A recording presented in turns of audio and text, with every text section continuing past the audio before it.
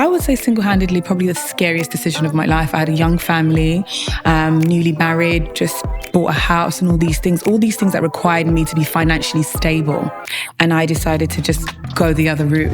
It was one of those moments where I felt like I can stay here and just be cushy in this nice financial advisory job, or I could really, kind of test my faith and see, okay, you have really big dreams. Do you really believe that you can achieve that? Easily, financial security can become an idol to all of us because we want to feel secure. We know it's important. How do you keep that in check where it's a healthy desire and it's not an idol? I worked 3 days a week, and then I worked in my business for the remaining days. And I think what we did is we used our income from our 9 to 5 to invest into the business until it got to a stage where we were self-sufficient. And about a year into starting the business, we realised we started having some cash flow.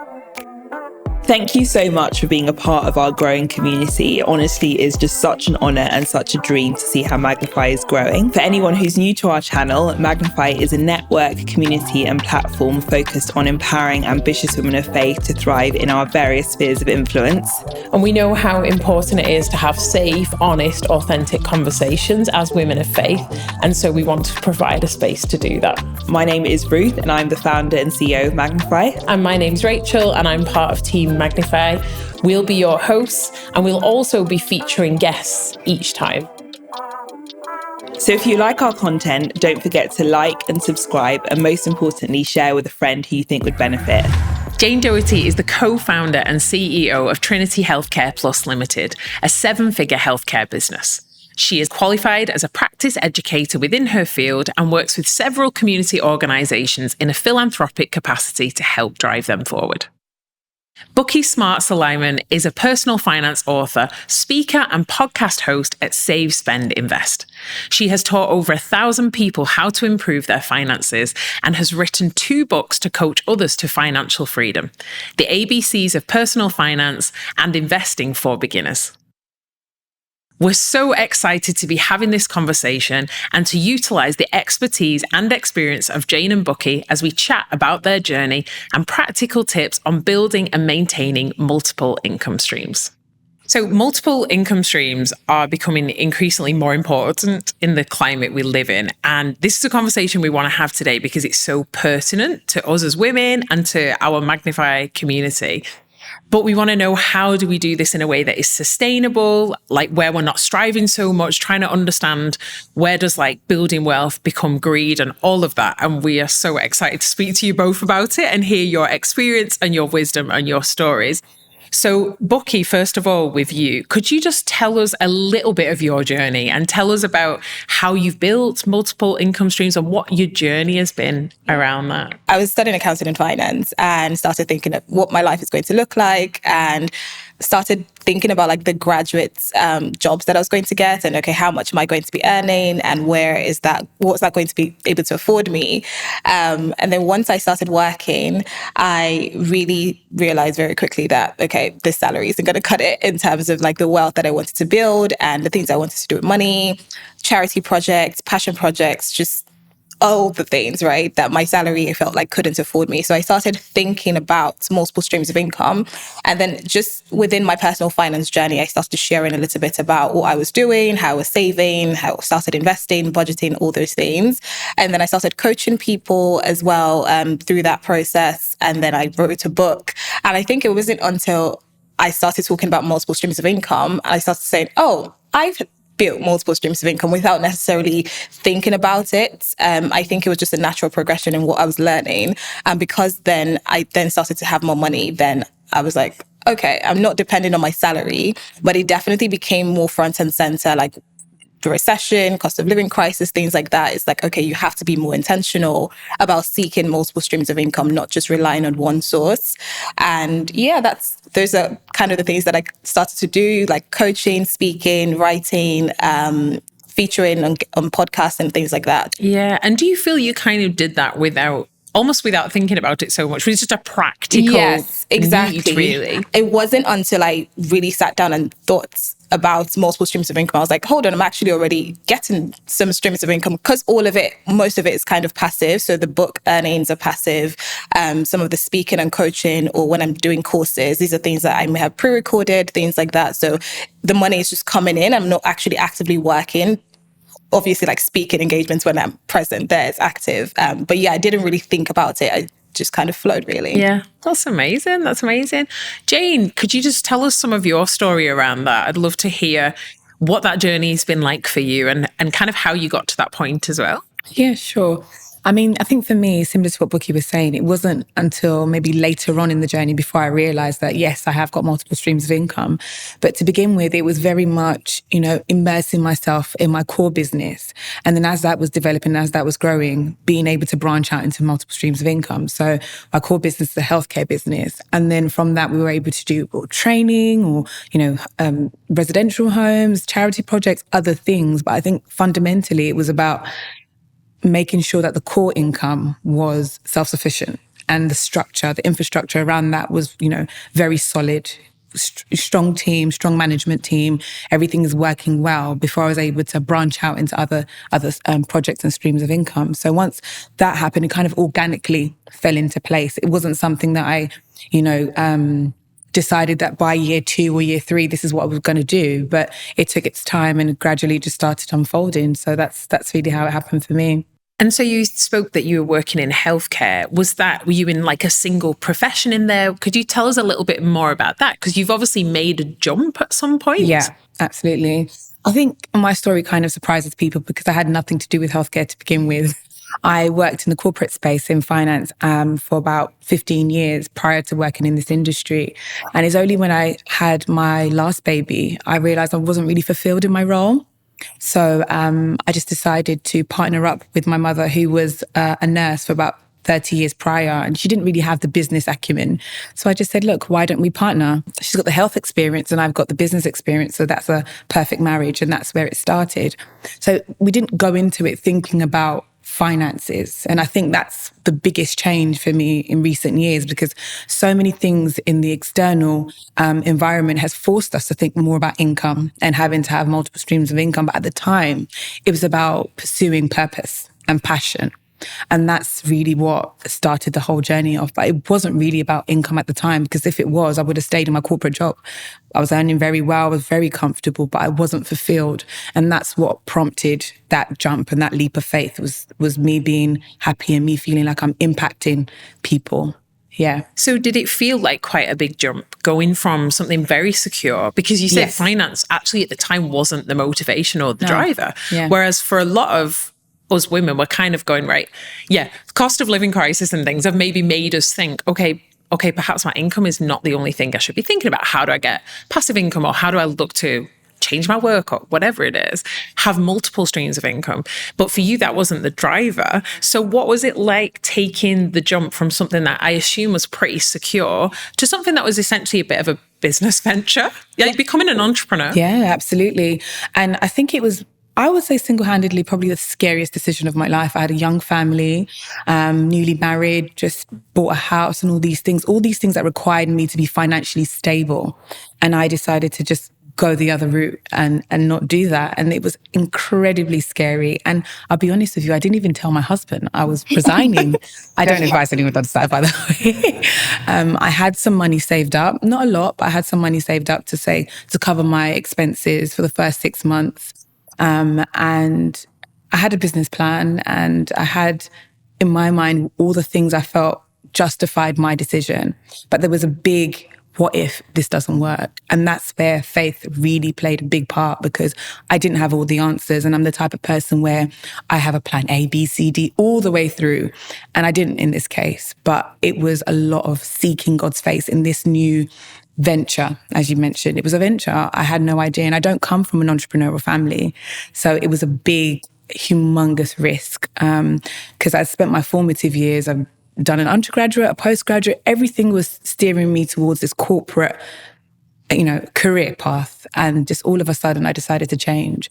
And it was the best decision I ever made. Yeah. Yeah. Amazing. Bukiie, what about you? In your profession, have you shifted from that? Have you just continued in your profession and built multiple income streams? Yeah, so my journey is interesting because I studied accounting and finance, like I mentioned, and then I went into that accounting and finance route. So I did accounting. It's like, I like it, but I don't think this is what I'm supposed to do. The money's also not great. So then I switched to finance, and that was better. But there was still this itch of like, I feel like I'm supposed to be doing more. And so I started Save, Spend, Invest, which is like this personal finance education platform, which really just started off me sharing, this is what I'm doing, and then people wanting to find out more, and then people wanted me to coach them through it. And then that was going great. I started doing courses and the books and things like that and the podcast and getting these multiple streams of income. And then I realized that my corporate job still wasn't doing it for me. And I was like, I still have really big, hairy, audacious goals. I want to do multiple things. And so I completely pivoted into tech. It was one of those moments where I felt like I can stay here and just be cushy in this nice financial advisory job, or I could really, kind of test my faith and see, okay, you have really big dreams. Do you really believe that you can achieve that? Because I think it's one thing to say you have goals and you have dreams, but do you actually believe that you can achieve that? And so I took that leap of faith, and then I went into tech while still doing Save, Spend, Invest, while still encouraging people in their finances and talking to people and encouraging them. And so yeah, it was really difficult, but I think that it helped. And like my tech job now is more creative role as well. And so it plays a big part of actually what I do outside of my 9 to 5. So for me, it's interesting because I have a 9 to 5 and I have the business, and now like balancing it all is interesting. But it's working well. So yeah. Yeah. I think obviously we're women of faith. And even this conversation of building wealth can sometimes be difficult for people culturally, or it's kind of like, I don't know if I feel okay about this. As a Christian, is it okay to have nice things? Like, there's this whole debate, and people sit on all kinds of sides of the spectrum. And I think so much it's to do with motivation and heart, like with everything. And easily financial security can become an idol to all of us because we want to feel secure. We know it's important. Bukiie, how do you keep that in check where it's a healthy desire and it's not an idol, if you like? Yeah, for me, it's definitely about seeing money as a tool and knowing that money is very important to God, and God has called us to be good stewards of money. The Bible says the love of money is the root of evil, but that money answereth everything. And so there's this key part of like, you need money to survive. You need money to do things, even for the kingdom, for God's business as well, to grow a church, to start a church, or outreach programs, anything really, you do need money for it. But when you are motivated by the wrong things, when it is maybe fear that is driving you to have money, or greed that is driving you to have money, or comparison, envy, things like that, that's when you have to kind of check yourself. And so for me, it's important that I almost keep God at the center of everything, because I believe that God is the main source. He uses channels. He can use people. He can use businesses. He can use different venues and different channels to bring that wealth back. But at the end of the day, he's the one kind of driving things and steering things. And so keeping him at the forefront of whatever it is I'm doing. So even when I wanted to buy a property, it's very strategic prayers that I'm praying. And, if this is going to happen, you have to kind of show me what I need to do, and really being obedient and really trusting the timing, because sometimes God will say, this is not the time. So there were times when I felt like, I want to buy this because everyone is buying it. And God is like, this is not the time. And so for me, it's just understanding that money is a big part of God's business, and he then made it my business. And so it's important that I continue to seek his wisdom as I, kind of think about resources. Yeah. And as a tool, I love the way that you explain that, because it can just change the whole way that we see things. Yeah, it's a means to an end. It's not an end in itself. So for me, it's not the acquisition of wealth, like physically. Like, what are the things that are important to me? Family, traveling, rest, the projects and passion things that I want to do, the things that God has called me to do, how I'm using my gifts and talents. And money is a tool that makes that happen. So I'm not chasing after money. I'm never pursuing money. It's about, how am I going to get into these things that God has called me to do? And then money is the way to do that. And then I believe in God, and also having faith that he is going to bring the resources, the people to also help me get there. And that always happens in unexpected ways, in ways that I would never have thought of. It always happens. I love that perspective. Just thinking, obviously, not everybody has a financially secure foundation when they start thinking about building multiple income streams. So there might be a bit of a step of faith or really stepping out, taking a risk. And I guess that's all part of it too anyway. I also think sometimes generational wealth can play into this. Perhaps if you've got a good foundation or just you've had a stable job and a stable career. How have you put to rest comparison when it comes to things like generational wealth? Like, has it been a struggle? Has it been an issue for you? Or have you seen it with women that you supported and worked with?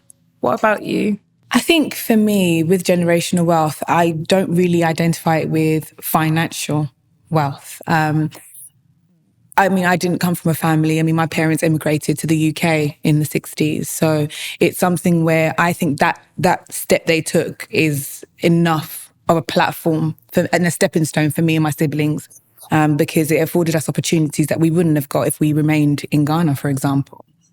So when it comes to generational wealth, I really feel like it's my responsibility now with what they've done for me to take it forward to the next level. So that's how I used to see it. And in terms of, comparing, definitely we know people who've had that financial incentive or maybe a step up from family, which has really, really helped. But that wasn't our journey and that wasn't our story. And I think that made us work harder. It gave us something that we had to prove. We had something to prove because we started from absolutely nothing apart from just the knowledge that we had and the experience and the passion that was driving the business forward. And I think that's what makes the whole journey even better, because we didn't have that financial security. And I think if you start anything and you have all the answers, sometimes you don't really rely on your faith. So in that aspect, we didn't have the comfortability or the security to rely on.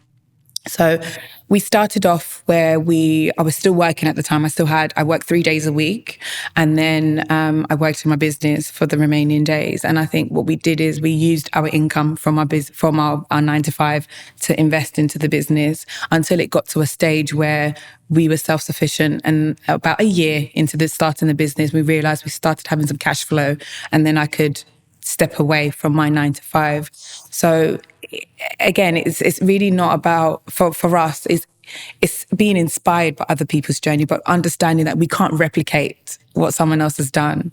And I think that's been very, very helpful. Yeah, and it kind of puts to rest, I think, the argument that, this works, basically. If you already have a really great flow of income, this is only how you can build multiple income streams. It kind of puts to rest the argument for me is, okay, that might be great if you've got a step up and a help, but you don't have to have that to start. And I think that's very much a limiting belief. I think a lot of people talk themselves out of opportunities because they don't have everything, before them straight away. And I think that really challenges the entrepreneur within you. If you don't have everything to hand, then how are you going to get it? How are you going to look for creative ways or other ways? Yeah. You have to be intentional with what you want, and you have to obviously back it with prayer, but you have to, faith without works is dead. So you need to be very, very forceful, I think, almost, because there's so many closed doors before you. And if you don't navigate through all those challenges, you're going to find it really difficult. Yeah. And I think for me, when I think about like generational wealth, I get curious, right? So I want to know and speak to people who have gone and left millions to their kids, and given them a step up in life. And I get really curious about what was that process? What are the things that I need to be thinking about now? Because a lot of them, sure, they might have had businesses for like decades, but some of them is just literally self-made, and then they have done really well for themselves to be able to pass something quite significant to their children. And so just what are the key habits I need to learn in my 20s to kind of set me up as well so that I can give my children a better life? I can leave them some generational wealth. Yeah. Do you find with like women and people that you reach out to, even through your platform and with the books that you've written, do you find this is a sticking point ever for people? Do people I think like as Jane said, the comparison sometimes, I've not really got this, or I'm in a job that's making X amount of money, I can barely pay my bills as it is. I feel like, where do I even begin with the multiple Absolutely. I think it's always, like you mentioned, Jane, like the limiting belief, and which is why I talked about like you can have dreams and goals, but do you believe it? And if you do believe it, then how are you actually making steps and taking actions to see it through? And so for me, I always have to kind of coach them first on the mindset of getting out of poverty mindset, which, you know, if you would say that, and thinking more of abundance, and what are the ways you can grow your income, or what are the ways you can make wealth. For some people, they really love their 9-to-5s, but it doesn't pay them very much. And so we start looking at what are the skills that you have that you can, you know, monetize. What other things are you interested in? Can you volunteer your time for something and then maybe get paid? Do you have other passion projects that can, you know, start to really ramp up? Do you have a business venture that you want to try out? Things like that. So I kind of get them out of, okay, I don't have enough, I don't have very much, to actually thinking I can get enough, I can get even more. And then actually, what are the practical ways to do that? Yeah. And you've, of course, both kind of done this instinctively, which is really interesting. But along the way, what have been some of the helpful resources that you found? Has it just been by doing it and learning by doing? Are there some particular people you've had, or mentors, or just what's been the process of your own growth in the middle of that? Because I think if you'd set out and thought, do you know what, I'm going to build multiple income streams, it's very, very intentional, it would be a bit of a different story. You probably would have thought about, I need a mentor, I need to read this book, or I need to listen to this podcast regularly. But I'm interested to hear from you both, and we can start with you, Jane, what that's been like. Because I guess along the way, you've probably thought, oh, I found this has been helpful, or this has been helpful, or I've just never read a book, I've just gone out and done it. Yeah, absolutely. I think it's very important to surround yourself with people that inspire you. And I can name a number of books that I read along the way, but really it was learning by doing, and also being around people who are also in business. So even if the industry or the sector is different, there's certain transferable skills that you could pick up in business as well. You know, your time management, financial planning, you know, recruiting the right people, having the right team beside you. Also, as you mentioned, the mindset, you know, being able to work through challenges. And I think a lot of times when people start business, they're very insulated. They don't really talk. They don't really ask questions. They're kind of drowning by themselves often, or maybe they might have a passion project they want to pursue, but they don't really know who to touch upon. And I think the thread of when you're an entrepreneur, or when you want multiple streams of income, is for you to be creative and you to access information. We have the internet, we have podcasts, we have, you know, networks, we have so many different things and so much access to information nowadays. So I think that is very important. And in doing so, you definitely find the answers to what you're looking for. Yeah. Definitely. How about you, Bukiie? What's it been like for you? Are there certain people you've reached out to? Has that been a key? Yeah, for sure. I think for me, I definitely learn by doing, but also it's very important that I arm myself with information. And so like very practically going to speak to people, looking at people who inspire me and like wanting to get close to them, you know, either reaching out via LinkedIn or asking to meet up for a coffee chat, things like that.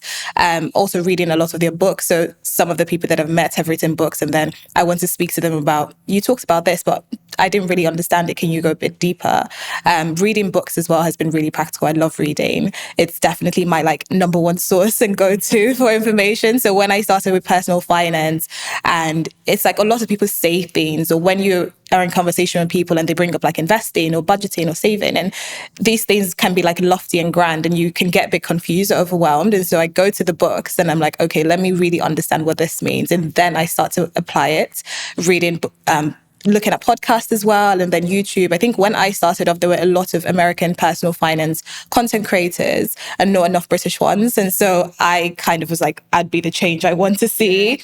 But in the beginning, it was just really learning from them and seeing what worked. And of course, the American system is very different. So I had to kind of reassess it in the UK sense. But yeah, for me, it's podcasts, books, YouTube channels, speaking to people, reaching out, things like that, just not being afraid to seek a wide access of information from different sources. Yeah. Yeah, and for both of you, you followed passions and pursued passions. I love what you said, Jane, that for you, this wasn't necessarily a journey that started by a need of finance, but it was kind of like, I want to pursue a passion. Yeah. And I think from that, that's amazing, because I think at the minute, especially with our generation, it can be very like we have to monetize everything. And I think there can be a real pressure on that. But there's also a really good side to that can be really exciting and enjoyable. And especially when we think about building multiple streams of income, actually, it can be essential as well. And I think that's the key. And that's why we're having the conversation, because this is becoming more and more essential for most people. How have you, and we can start with you, Bukiie, how have you managed to draw the line, because you're obviously very busy and you love what you do, between what is hard work and hard graft and what's striving and too much? Have you managed to strike, I don't know if it's a balance, have you managed to blend those things? Do you have to pull yourself back in? What does that look like? Yeah, the way I think about like balance or like hustle culture, striving, things like that, is about seasons and really understanding the seasons that you're in. So for, I guess, the first 5 years of my career, I knew that it was kind of like, this is the time to put your head down and just work and give it all you got. And on the other side of that was burnout, which I didn't know, right? But at the time, it was really important for me to like start saving, get your investments in now, really figure out pensions and how to, you know, make do with it, thinking about how I want to grow my wealth as well, grow the business, things like that.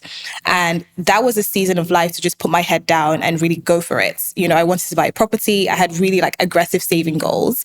And I did all of those things. And then at 25, I was like completely burnt out. And I was like, okay, maybe this was not actually like helpful. Like, sure, you have the property and you have your investments and savings, but now physically I'm exhausted. And so I started defining my idea of like success and ambition, and really understanding that life is to be lived in seasons, like, and you have to take breaks constantly. And so now where I'm at is kind of, there would be maybe like a 12-week sprint where I know that I'm putting my head down and I'm doing really, really hard, focused work.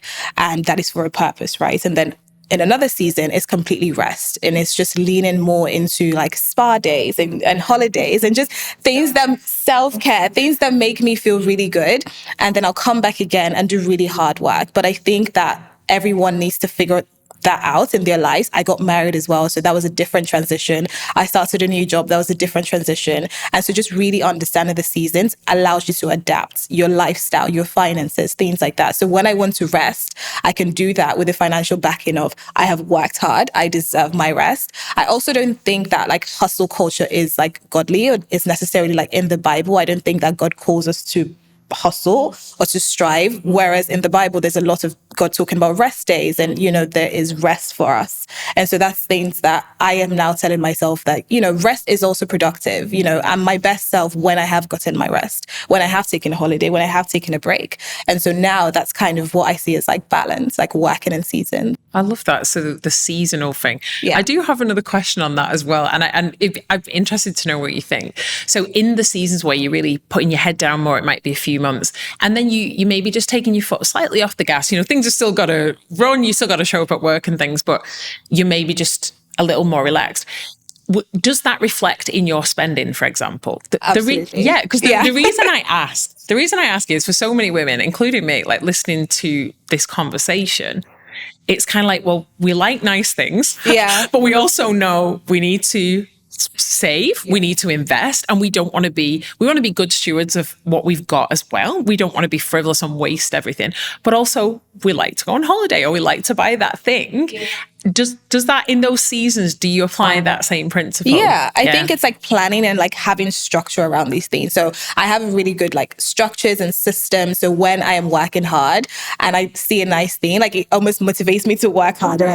Right? Because I know that at the end, I'm going to treat myself and get, you know, lean into all those things that I'm not getting right now. Delayed gratification and sacrifice is definitely a big part of the journey, right? I feel like I'm finding the balance between like enjoying the present, my present self, whilst also planning for a future self. And so when I think about spending or how I'm rearranging my finances, it definitely flows according to those seasons, right? When it's time for me to like rest, I can spend a lot more money than when I did previously, because I felt like I've worked for it and I've sacrificed for it. And I believe in like, you know, rewarding yourself as well. So that's important. That's amazing. So helpful practically as well. Yeah. And I want to ask you the same in a minute, Jayne, but for you, you're a mom as well, and you're running a business and all these different things. Have you found the line of striving and hard work? Are you navigating it? Is it a season thing? How does it work for you? Completely agree with the seasons. And I think where you are at the beginning of your journey isn't where you're going to be, 2 years from now, 3 years from now, whatever else. And I think we need to be patient with ourselves as women as well, because every season requires a different you. But I think fundamentally you have to look after yourself. You can only be your best for your family, for your team, for everything around you, and actually do God's work if you are at your best, which is to be rested, to be prioritizing yourself, your wants, your needs. So I agree with the holidays. I agree with the self-care, the spas, everything in between. I agree with all of that. But I think in the beginning, I was very much in a hustling mindset. And I felt maybe because I was, depending on my own sufficiency, I wasn't really relying on, God. I just was very panicked about the fact that I've made this major change and I've got all these dependents and, this team that you have, commitments. And I was very worried all of the time. And I felt I couldn't really enjoy what I was doing. I couldn't even, understand or appreciate the progress I was making because I was always thinking, one contract could mean it could be taken away or, all of those type of things. But I think when you have the right systems in place, if you're, financially planning or if you have the right exit strategy and the right goals and you set them out. So for example, if I say I want to retire in, just a matter of speaking, maybe like in 10 years time or 15 years time, then I'm working my goals backwards. And in doing so, I'm breaking them up into bite-sized pieces as well, whether it be annually or quarterly, whatever the case may be. So you know that you're not deviating from the overall vision. And you're also giving yourself time as you go along to treat yourself on those things that you want. And I think that comes with time. It does definitely come with time. I think in the beginning, I didn't want to spend money because I think it was a poverty mindset as well. You think, oh my gosh, if I spend this, I won't be able to make it back. But as your business grows, as you become more comfortable and you have the right structures and systems in place, you realize, look, you deserve it. And also you change your mindset from a struggle mindset to an abundance mindset. And then that changes everything. Yeah. So for you, obviously the hustling kind of thing was big. It may be in the early days. And I think it lasted for, I've been running my business now for 6 years and I think it lasted for maybe like 4 or 5 years. Yeah. It was a very, very long time. So how has that shift happened for you from going from like hustling and almost like that scarcity or poverty mindset to maybe just being more at peace? Not that everything's perfect and you never struggle with that and we never have worries about money. Of course we do from time to time. How have you made that shift, or what was there something that triggered that in you to shift in a more positive direction? Definitely, it was burnout. It was burnout. Working, because our industry is healthcare, so it's 7 days a week, 365 days a year. So you never switch off and you're always on edge all the time. So I think it was burnout, and I had to come to the realization that I am not, operating on my own sufficiency. I need to trust in God's plan. I don't know always what that is, but I need to trust in his plan and being, I think, more savvy in terms of my financial goals and getting the right team of people behind me as well. I think before I was so immersed in the business, every part of the business. But once I hired people who were adequately skilled to do certain parts, then you tend to step away from the day-to-day and you have more of an oversight role. And when you have that role, you tend not to be as burnt out because you have people to share the load with, essentially. And that comes with time. Yeah, I think you have to be willing to give up control. Definitely. Right? And also trust the people that are around you. Yeah, absolutely. And that's a whole conversation itself, because it's empowering yourself to let go and empowering the people that you've brought on to support you in the journey as well. But essentially burnout could consume you. It can. And if you're married or you've got family or other, commitments, you tend to want to be the best at everything and for everyone, and then realize that you're neglecting yourself in the process. And it can be really challenging. And then you get to a point where you're like, I need to slow down and I need to take breaks. And that's okay. Yeah. And that is okay. Yeah. I think there can be quite serious long-term physical, emotional, mental effects of burnout as well. Yeah. And sometimes I think we just think, just younger, we'll just keep going. It's fine, just keep going. I've got the energy. Exactly. Yeah. I was just going to say, I feel like there's almost a false sense of time is running out. Yeah. A lot of us don't want to be patient to see things through. We don't understand fully that like great things take time. We need to give things time. You do something or you start something, you want to see like great results straight away in year 1, by year 5. And it's like there are businesses who are 50 years, decades in, who are still, pacing themselves. So who are we to start something and just expect instant results? And I guess that's also like social media and the culture that we see now these days, where you can get, go viral with one video and then you're being signed on by a big agency and then your life can change seemingly overnight. But I think for the most part, like really great things take time. Even building wealth takes time. It's not an overnight journey. I remember saving to buy a property and it just felt like the goal just kept in like increasing. It was like, okay, this year. And then by the time I started looking, prices had gone up. And when I thought I had my deposit saved, it was like they need a little bit more. And so it took a really long time, but I appreciated like the journey is going to be long, but I also need to increase my faith and also need to be patient and understand that it will come, it will happen. Things happen gradually. Most things don't just happen overnight or just happen, with the click of a finger, but actually you do need to be patient with yourself and enjoy the journey. Really focus more like your character, the growth. What are you learning as opposed to what is the end goal? Absolutely. And I think as well, I used to absolutely hate this saying before when I started, but trust the process is real. Absolutely. Trust the process is real, and as you mentioned, it's building character. It's building character, building patience, tenacity, all of these things, but it's always enjoying the process because you're always so quick and so everything is so fast paced. I often say we live in a microwave generation. We want everything now, or in fact yesterday. Yeah, we want everything yesterday, and you often don't enjoy what you've achieved or the impact you've made or the memories you've created because you're so busy moving on to the next thing. But it's really about trust the process, be patient and kind to yourself. You will get there. It just takes time. Yeah. I think one of the hesitations or one of the worries perhaps of women who are looking to create multiple streams of income is they usually already have quite a demanding job and maybe working quite hard in a job already. So not that it stops us, but we're concerned maybe about caring for ourselves in the middle of it. How are we going to sustain this? Not just how are we going to start, but how are we going to do this well and build it? As you said, good things take time, patience, hard work, and not everything. Things often get delayed as well in this kind of sphere as well.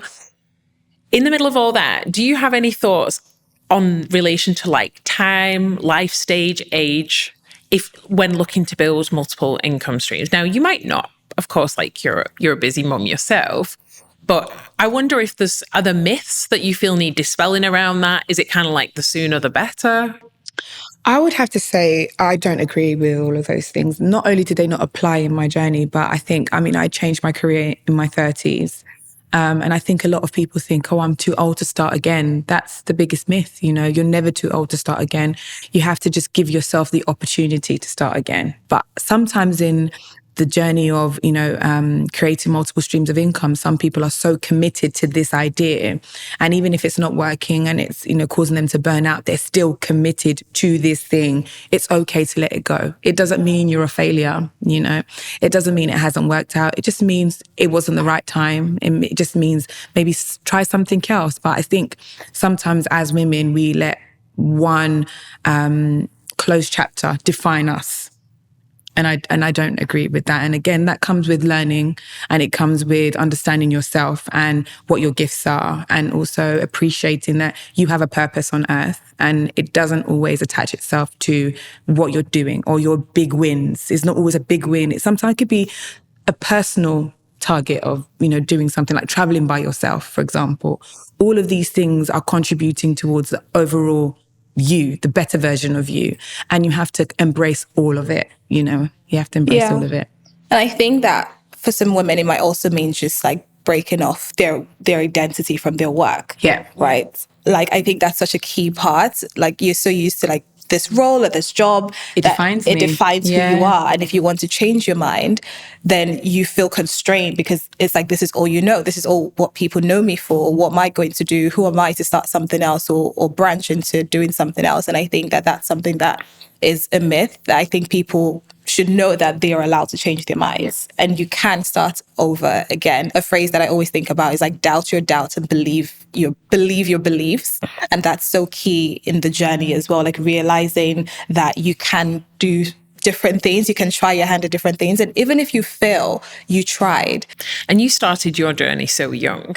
And I'm just so conscious as well, like especially with our generation, there is obviously there's a push for now, and delayed gratification is not very much of a thing for us.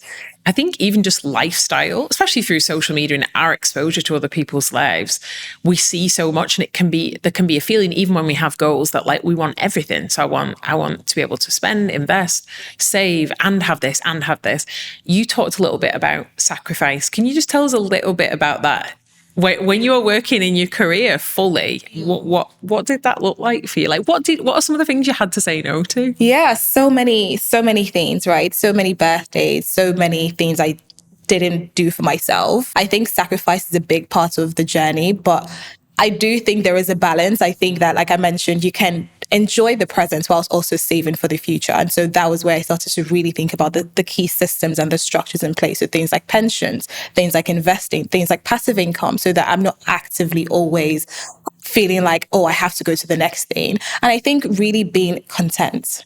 We live in a generation that is so used to seeing what other people has that you want it for yourself, right? So you're envious. And I had to kind of change my relationship with social media and make sure that I was only consuming information and content that was aligned with my values and did not, take me to the other side of wanting to buy more things or spend more, but actually was giving me a better perspective with like my journey and my money and what I want, what the things I cared about. And so that allowed me to say, for the things I care about, I would put money aside for it and I would spend for it and you'd be unapologetic for it. And the things I don't really care about, then I don't really have to do that. If everyone else is doing it and I'm not interested, then I should be able to tap out.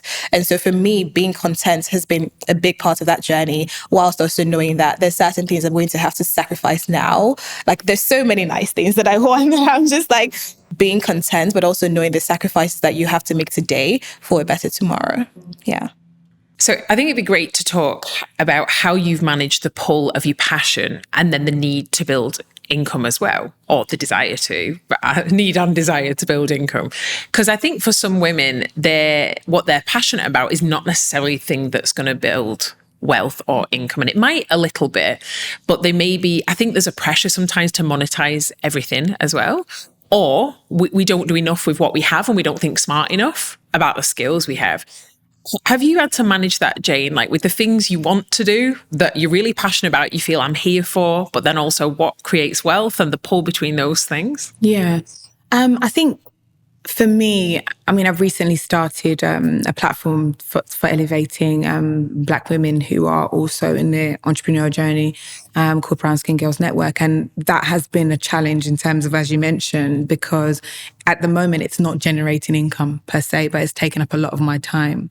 But again, I'm only able to invest a lot of my time in that now because I've spent the years creating the right structures and the right foundation. So the other entities of my business are generating income, which allows me to do that. I think it's very important for you to always look at your business ventures, holistically and see where they are individually and also monitor them. So for example, if I wasn't in a position to give time to this new venture that I'm working on now, then I wouldn't be able to do that. I would focus on my core income streams and build that up to a stage where then I was able to afford more time to develop passion projects, for example.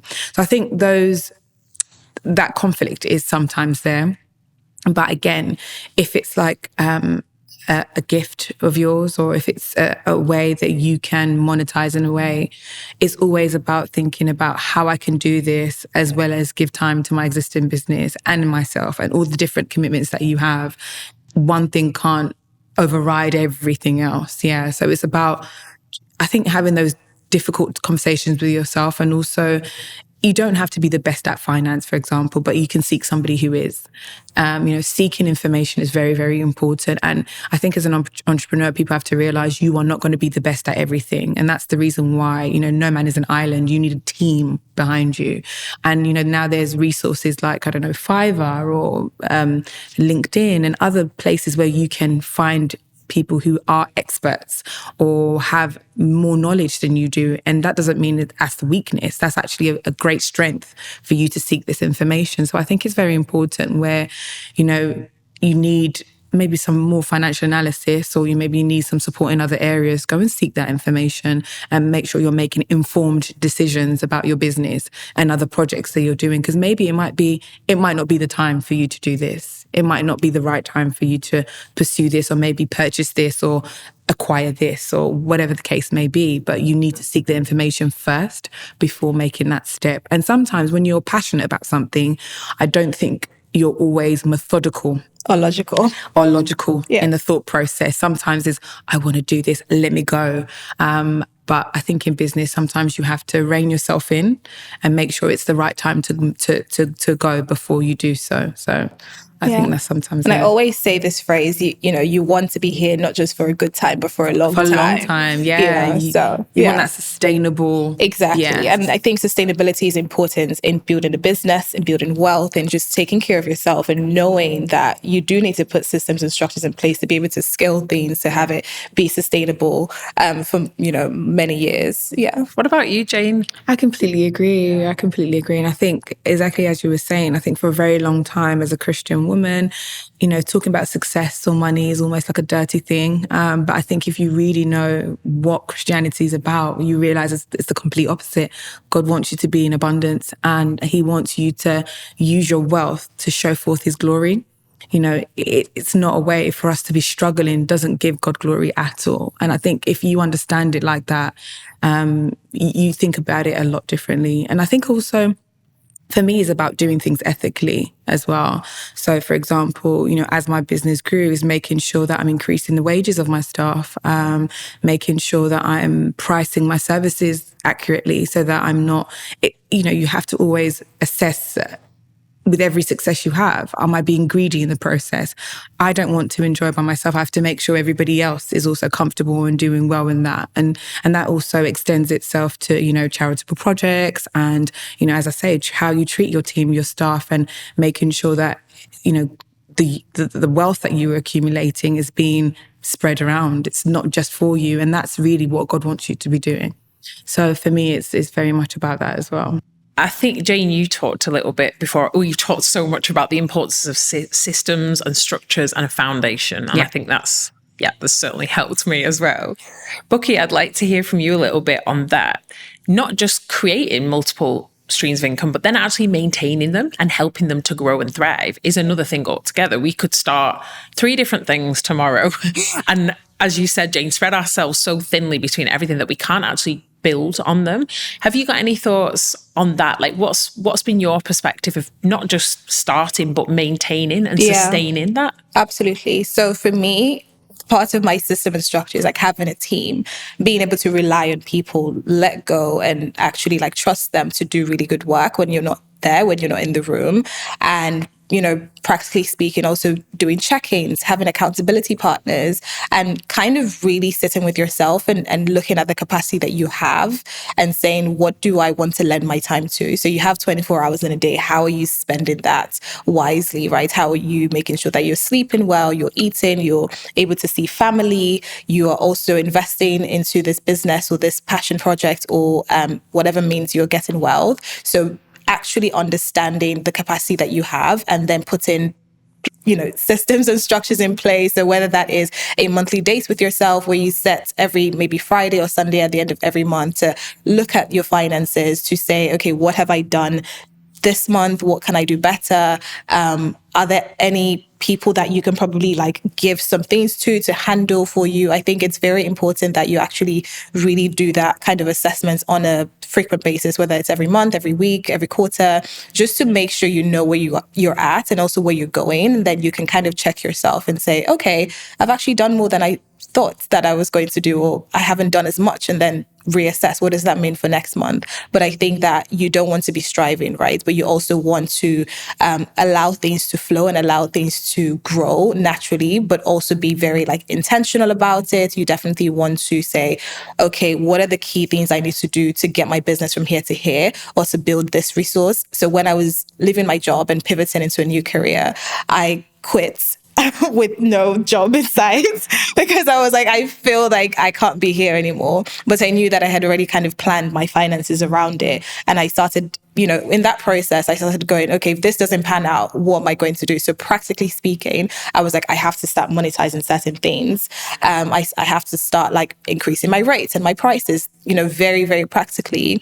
And then when the job came, I was like, okay, we have some balance again. So I can take my foot off the gas, in this sort of areas. But I definitely think you don't want to spread yourself too thin. And so you have to be very honest with where you're at. We would love to do so many things and accomplish so many things, but there is a time for everything as well. And so you need to know what is this time for? Part of leaning into rest for me was understanding that rest is productive. Like I can rest and actually take breaks. And this is good, not just for my mental self, but also physically, because I know that when I'm back to doing work, I give myself fully to it.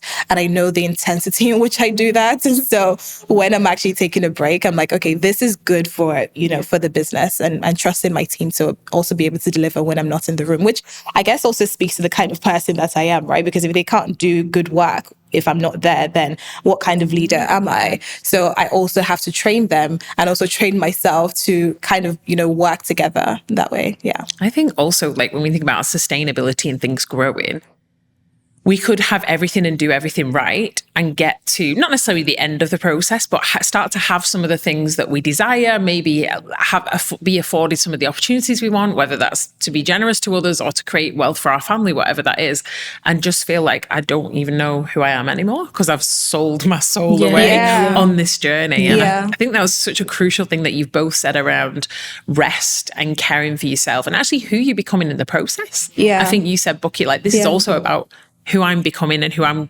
growing to be, not just my goal, my number one goal and my number one pursuit. I think everyone kind of has like a version of themselves they see in future. And for me, it's like working backwards, like you mentioned, Jane, about like, okay, this is the woman I'm trying to be. What does her lifestyle look like? What are the things that she enjoys doing? What frequency is she doing? So is she going to the spa? How is she making money? What do her days look like? How is she managing her money and her finances? What are the things that are important to her? So for me, it's like family, travel, rest. And how is she using her gifts and talents to grow well so that affords her different things? And I always think about like money is a tool to buy your freedom, right? And so how are you getting money? And is that giving you back time, or are you just like going for the next thing? And, it's not really sustainable. So looking at who I want to be and making sure at every point in my life that I am aligning myself with her. Yeah, and with your values. Yeah, exactly. Who you're becoming. Yeah. Really practically, Jane,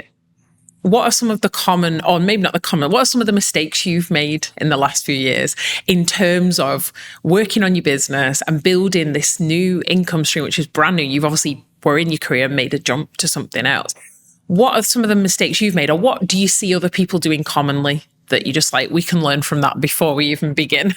I have to say the biggest mistake I made was self-doubt.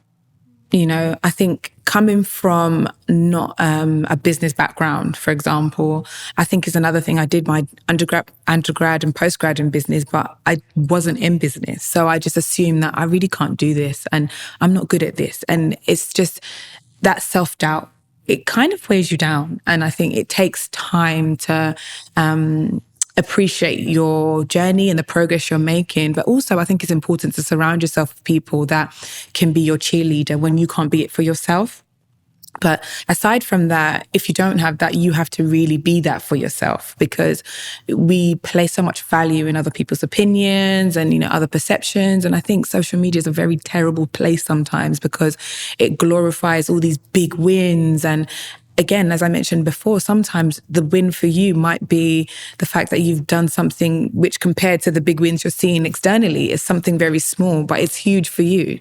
And I think it's just celebrating that, and each stage of your journey celebrating that process. But I think for me, it would definitely be the self-doubt. I did a lot of that for a very, very long time. And I think a lot of women do without knowing sometimes. It's just always maybe you're not good enough, or maybe someone else is doing something better. And I think it's just pivoting and changing that mindset to be inspired by the things that you see and saying, look, I will get there, but it'll be a different version. It'll be for me. And I think that is your unique selling point. No one can do your business the way you can. that is definitely it. So you have to appreciate, I mean, when we started, it was, there's so many people in healthcare, but nobody's going to do it like you. And that's what you have to understand.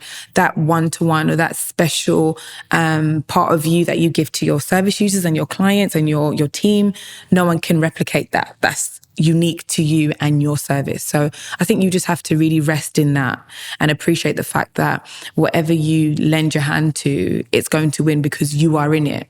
And that's essentially what you need to remember. Yeah.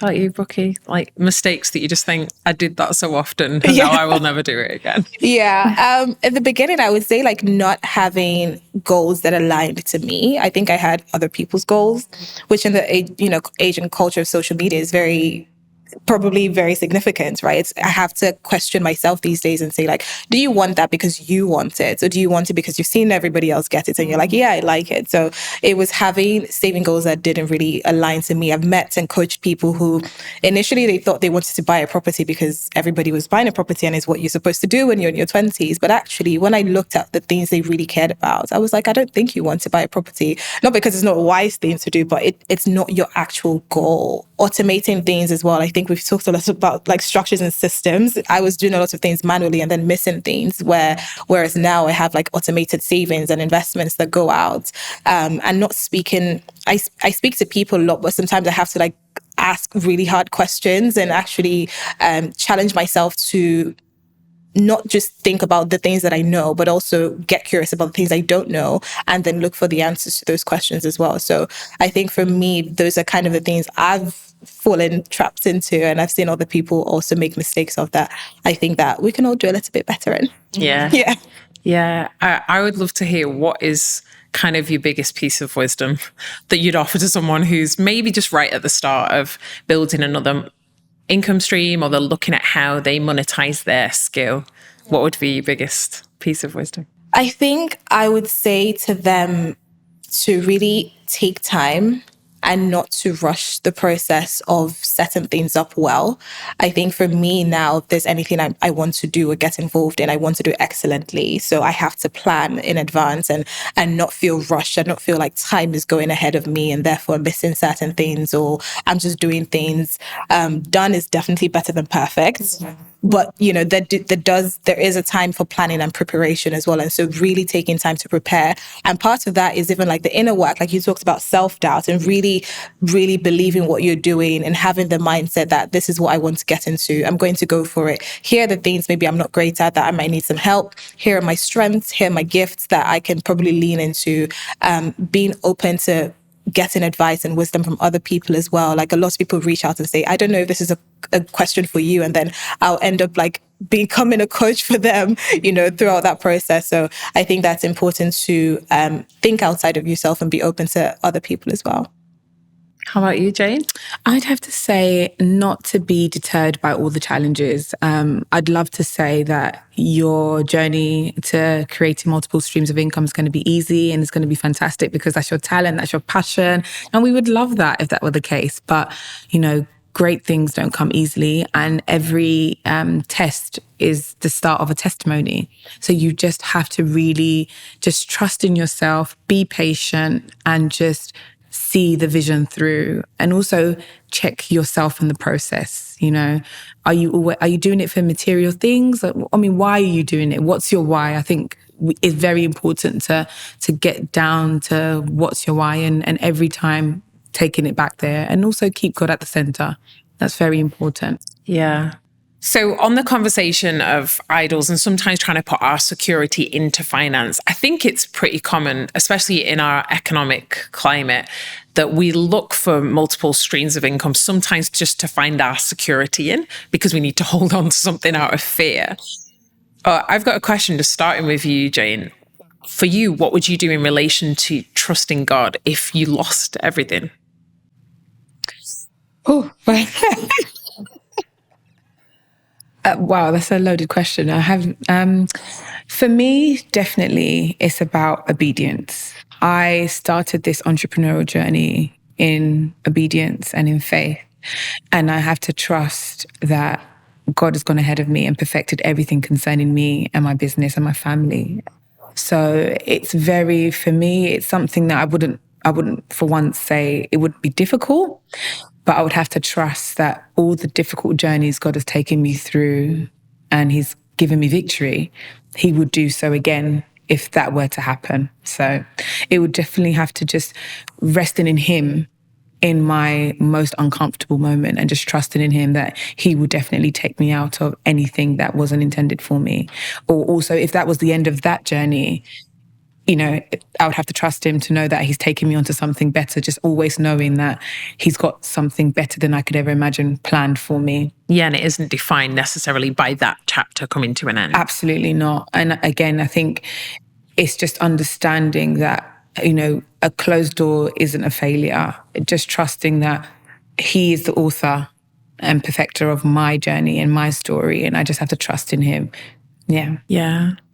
Bukiie, how about you? I know it's a big question. Yeah, it's huge. I definitely agree with everything you're saying. I think I would also go back to like identity and knowing who you are, because I think that money can be a source of identity for a lot of people, especially if you know, that's where you place your comfort and like your security in. And so if everything gets taken away, it's like, okay, who are you? And going back to who God has called you to be and who God says that you are.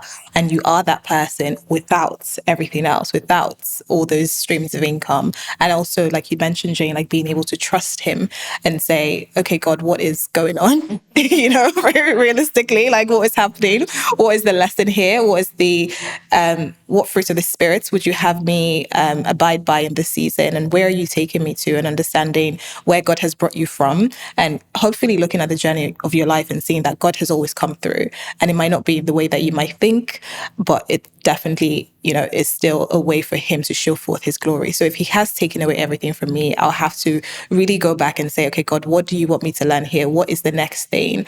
And also, this is who you say that I am. If everything is stripped away, let me also become this person that you want me to be, and let me not associate myself with all of these things, such that if they are away from me, then I'm struggling. I don't want to struggle if everything gets taken away from me. I want to be grounded in my identity in Christ. Yeah. Well, this has been such a helpful conversation, and motivation is everything. I think, like you said, Jane, knowing our why, whatever that is, what's our reason, who are we becoming, and how do we use money as a tool to help with that? And knowing that actually multiple streams of income can be a really helpful way to achieve not just who we're becoming, but like some of the things we want to do and help us along the way. So thank you so much, ladies, for this wonderful conversation. It's been not only inspiring, but really practical too. Thank you.